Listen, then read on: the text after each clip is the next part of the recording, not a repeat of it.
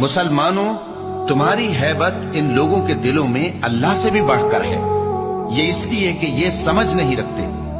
ये सब जमा होकर भी तुमसे नहीं लड़ सकेंगे, मगर बस्तियों के कलों में पनाह लेकर या दीवारों की ओट से।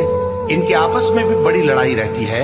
तुम ख्याल करते हो कि ये इकट्ठे हैं, हालांकि इनके दिल फटे हुए हैं। ये इसलिए कि ये बेअक्ल लोग हैं। इनका हाल उन लोगों का सा है जो इनसे कुछ ही पेशतर अपने करतूत की सजा का मजा चख चुके हैं, और उनके लिए दुख देने वाला अजाब तैयार है। मुनाफिकों की मिसाल शैतान की सी है कि इंसान से कहता रहा कि काफिर हो जा, फिर जब वो काफिर हो गया तो कहने लगा कि मुझे तुझसे कुछ सरोकार नहीं, मुझको तो अल्लाह रब्बुल आलमीन से डर लगता है।